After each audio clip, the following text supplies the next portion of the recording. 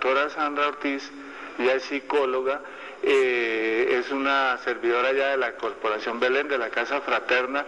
Quisiera preguntarle, Sandrita, bueno, ¿y cómo fue? Cuéntanos, danos un adelantico de cómo fue esta experiencia tuya con el Señor ya después de la muerte, ¿no?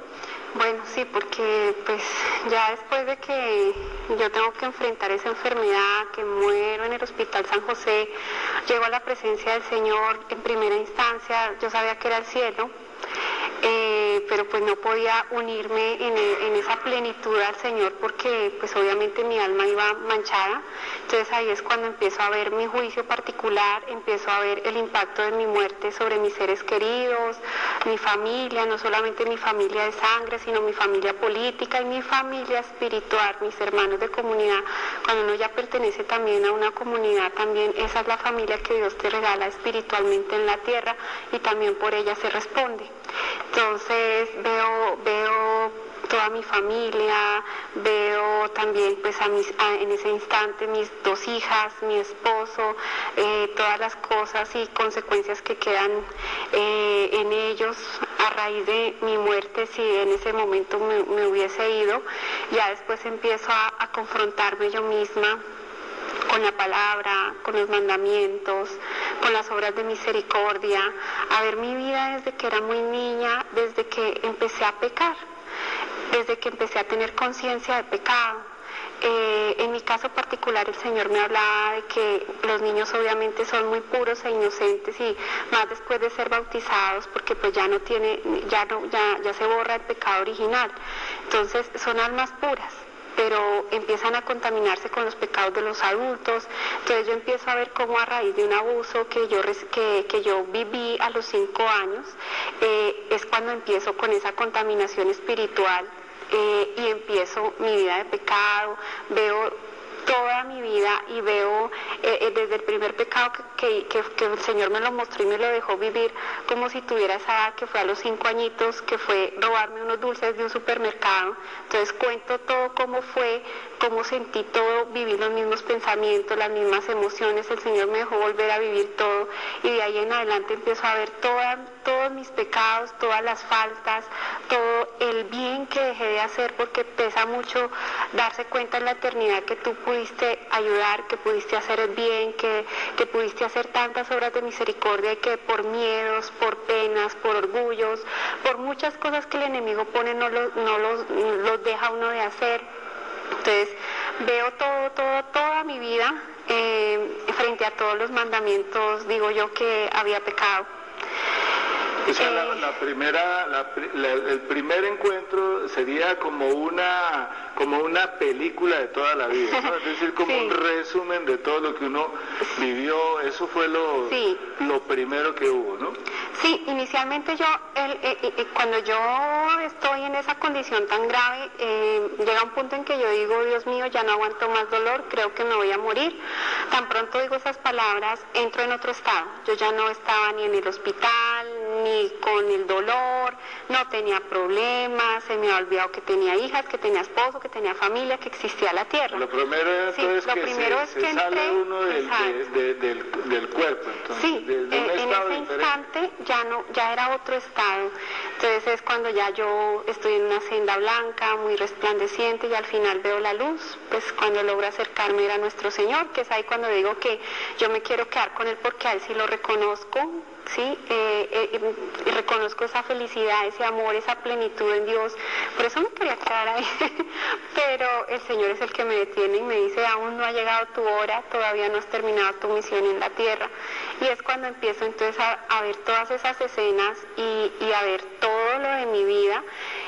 Y es también en los momentos de pecado, de situaciones graves de mi vida, de pecado mortal, de situaciones de equivocaciones, de las faltas, de todo eso, ahí estaba también el demonio, quien me recordaba todo eso, quien me acusaba. Incluso habían pecados que yo en vida había confesado, pero volvían a aparecer allá porque resulta que yo no los había confesado con verdadero dolor, ni con verdadero arrepentimiento, ni con propósito de enmienda. Padre, una preguntita, eso tiene que ver con la iglesia, ¿no? Es decir, cuando uno comete un pecado, ¿Qué es lo que nos exige la Iglesia? 5 pasos, 5 requisitos. Primero, examen de conciencia. Segundo, contrición de corazón. Tercero, propósito de enmienda. Cuarto, confesión de boca. Y quinto, satisfacción de obra. O sea que Sandrita no tenía ni arrepentimiento ni propósito de enmienda, como la mayoría de nosotros cuando nos confesamos por salir del paso, de pronto porque nos vean,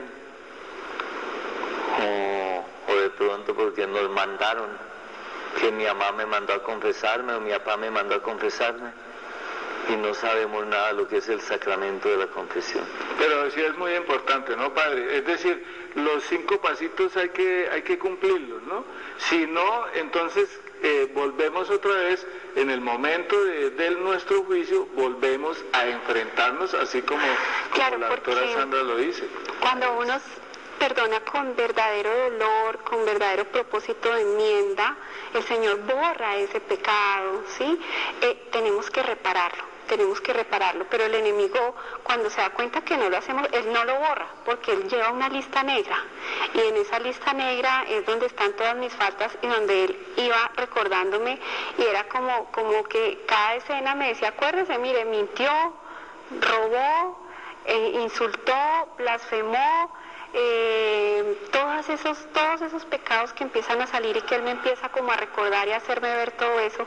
Entonces, en ese instante de ese juicio estaba él ahí presente acusándome, pero en ningún momento yo sentí que el Señor me señalara y me dijera, mire, por todos sus pecados se da cuenta, todo lo que hizo, se vaya para el infierno o se vaya para el purgatorio. Yo misma entré en un estado de plena conciencia de cómo estaba mi alma y de en qué estado estaba y para dónde iba. O sea, sé que por la pura misericordia del Señor, porque en ese instante yo moría con los sacramentos, 2 días antes me habían puesto los santos óleos, había comulgado, me había confesado por los sacramentos, y porque además le tenía terror desde niña al infierno y a la condenación.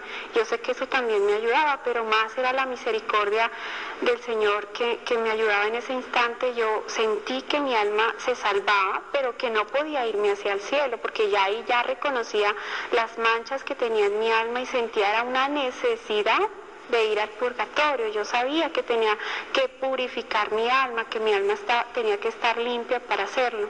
Entonces, ese juicio, o sea, son tantas cosas. O sea, yo incluso ya he tenido la oportunidad acá en el canal de hablar un poco de mi testimonio, pero uno siempre dice, Dios mío, ¿por qué no? Porque el tiempo es tan cortico, ¿sí? Porque son muchísimas cosas para hablar. Ese día pues obviamente voy a estar compartiendo un poco más de tiempo mi testimonio para la gloria de Dios, y si Él lo permite, la idea es ese día lanzar el libro, un libro que ya pues está en impresión para poderlo llevar ese día, donde la gente tenga la posibilidad de leer el testimonio un poco más completo, porque el Señor me reveló cosas muy hermosas. Él me habló de la relación de los padres y de los hijos, de los talentos más importantes que el Señor confía en la tierra para quien ya tenemos hijos, es precisamente los hijos. Yo allá me preguntaba, ¿qué he hecho por mis hijos? ¿Qué he hecho de mis hijos? El matrimonio, me hablaba del matrimonio, me mostró, tuve una visión en ese instante. El Señor me mostró el momento de la celebración del sacramento del matrimonio, que es algo bellísimo, bellísimo. En el libro está la experiencia un poco más relatada, porque yo sé que incluso ese día no vamos a tener como todo el espacio de tiempo para contarlo, porque pues también hay que escuchar a estas otras personas tan especiales que nos van a acompañar. Van a estar unas personas sorpresa también, que tuvieron estas experiencias también vividas en carne propia, ¿no? Que llevan muchos va a estar años el doctor Alex Vergel, que es una persona que sabe, el doctor Rafael Arango dice que es la persona que más sabe sobre el purgatorio en Colombia, ¿no? Bueno, ¿y esto con qué objetivo? Con el objetivo de que nosotros nos demos cuenta y nos sopesemos en nuestras vidas las cosas que estamos haciendo, ¿no? Muchos decimos, yo soy bueno, no peco, no le hago nada mal a nadie, no robo, no mato, entonces yo, ¿cuál es el problema? Como ustedes ven, por ejemplo, en el testimonio de la doctora Sandra, ella, a pesar de tener sus sacramentos, de haber hecho sus confesiones, de haber hecho todas estas cosas, cuando llegó a dar cuentas al Señor, vio que su alma estaba manchada y que no podía pasar al cielo, ¿sí? Sino que tenía que estar en el purgatorio, debería purgar, debería arreglar todas sus cuentas, ¿no, Padre? En el Evangelio, ¿qué citas más o menos son las que nos acuerdan esto del purgatorio, Padre? Precisamente el Evangelio de hoy. El Evangelio de hoy de San Lucas, capítulo 12, versículos 54 al 59. Termina diciendo el Evangelio: cuando te diriges al tribunal con el que te pone pleito, haz lo posible por llegar a un acuerdo con él mientras vais de camino, no sea que te arrastren ante el juez y el juez te entregue al guardia y el guardia te meta en la cárcel. Te digo que no saldrás de allí hasta que no pagues el último céntimo. Esta cita la utiliza la Santa Madre Iglesia Católica, nuestra amadísima Iglesia, para hablar del purgatorio. No saldremos del purgatorio hasta que no seamos purificados completamente. Hasta que no paguemos la última mala palabra, el lapicero que nos llevamos, el libro que no devolvimos, el bien que dejamos de hacer, los talentos que enterramos. Es decir, es tanto esto que es muy difícil pues poder concretar todo en un programa como estos, ¿no? ¿Qué más nos puede decir, Sandrita? Pues sí. Las deudas, las deudas, la gente que no le gusta pagar, sí. Una de las pilas, pero a pagar.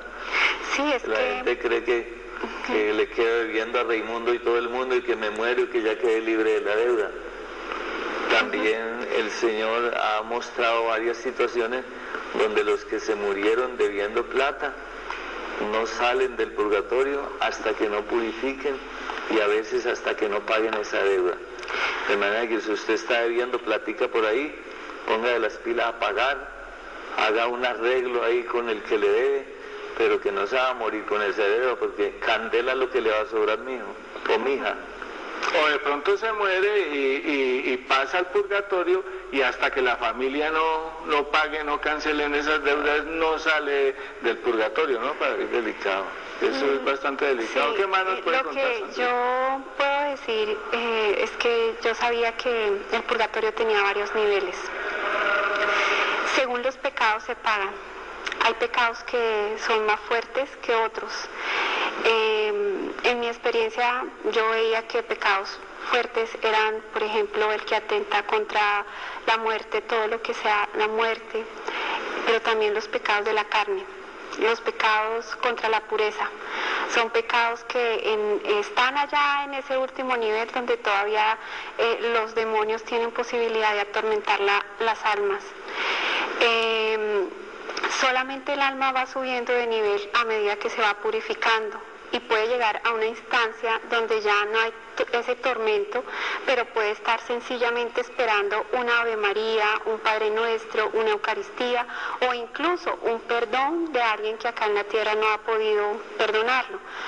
La experiencia que yo tuve es que cuando el alma ya es salva, cuando ya se acoge a la misericordia de Dios, no puede tener malos sentimientos en su corazón, no puede arrastrar ni resentimientos, ni rabia, ni rencores, nada de esas cosas que les hagan generar todos esa inconformidad, incomodidad en el purgatorio, o sea, que se queden allá llenos de rabia, de resentimiento contra alguien de acá. Allá el perdón de Dios es algo maravilloso, es algo que no tiene palabras para describirse. Entonces allá se perdona con una facilidad que yo cuando hago procesos con mis pacientes, yo trato de llevarlos no al perdón humano imperfecto, sino a que cada día se luche más por alcanzar ese perdón divino, esa gracia de perdonar como perdona Dios. Entonces, allá ya no se pueden llevar esos malos sentimientos, pero uno es consciente que esos pecados que uno cometió acá en la tierra lo están distanciando. El tormento real es sentir que mi alma no se ha podido unir a plenitud con Dios, a disfrutar ya del amor y de la plenitud de Dios por el pecado que cometí en la tierra. Entonces hay que pagar y purificar todos los pecados, porque allá ya se va a pagar, allá ya no se puede reparar. Aquí todos los días tenemos la oportunidad de reparar. En experiencia les puedo decir que en total lo que yo viví estando enferma fueron 5 hospitalizaciones, 3 cirugías. El Señor, después de que yo salí de esa experiencia en una natividad de la Santísima Virgen María, me reveló que había permitido esas 5 hospitalizaciones por cada una de sus llagas, y en cada una me ha revelado algo, y así fue. Me puso a meditar precisamente en su pasión, en sus llagas, y digamos mi experiencia yo empecé a describirla según cada una de las llagas del Señor, cada una de mis hospitalizaciones, lo que pasé, lo que viví.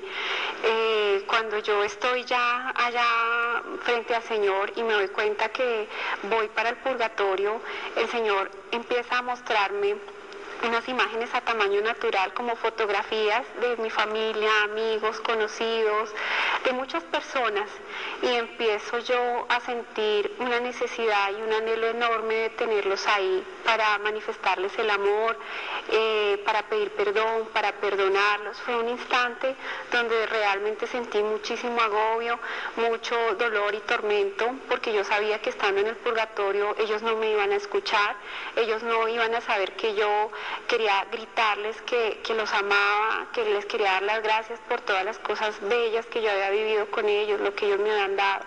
Es una cosa que agobia mucho y que yo pienso que muchos de ustedes de pronto la han experimentado cuando un familiar se muere, cuando ya lo vemos ahí dentro del cajón, es que empezamos a lamentarnos y empezamos a decir por qué nunca lo abracé, por qué nunca le dije un te amo, por qué no lo perdoné o por qué no le pedí perdón.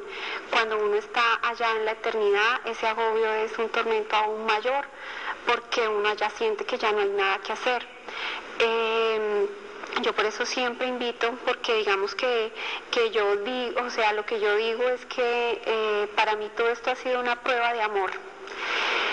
Y nosotros hemos venido a este mundo con una misión, todos tenemos una misión, y la misión es amar. Lo que vino a ser nuestro Señor Jesucristo acá en la tierra, amar. Y cuando uno se da cuenta, allá seremos pues juzgados en el amor, y cuando uno se da cuenta que no lo ha hecho bien, es un tormento muy grande. Uno quiere amar como ama a Dios, uno quiere amar como ama el Señor. Entonces yo siempre le digo a las personas, no esperen a que se mueran, no esperen a que su familiar esté agonizando, no esperen a ver si me toca cuando llegue a viejito la muerte, porque nadie sabe en qué momento puede llegar. Esta misma noche no sabemos cuántos de pronto de nosotros podríamos estar en ese riesgo de muerte, o que sencillamente ya hayamos cumplido nuestra misión y el Señor nos llame a su presencia. Nadie puede decir qué día le va a tocar, solamente el Señor lo conoce, y por eso uno siempre debe estar muy bien con todas las personas que lo rodean, especialmente su familia, especialmente los cercanos, los próximos. Qué dolor es llevarse el corazón lleno de resentimientos, de rencores, de odios. Yo constantemente hago un llamado a la reconciliación, al amor, al perdón, que sí es una gracia posible, porque es una gracia que Dios nos da, es una gracia que Dios nos regala. Definitivamente el perdón es la clave de la sanación, de la liberación, de la restauración. Sin perdón no hay nada. Y eso fue de las cosas que Dios me dejó impresas en el corazón, en mi mente. Dios cambió mi vida, pues ha venido cambiando y transformando mi vida a través de esta experiencia. Han habido muchos cambios, muchas cosas y muchas bendiciones que el Señor ha hecho en mí. Obviamente también en mi profesión ya es diferente porque ya es de la mano de Él, ya es basada en muchas de las cosas que el Señor me habló en la eternidad.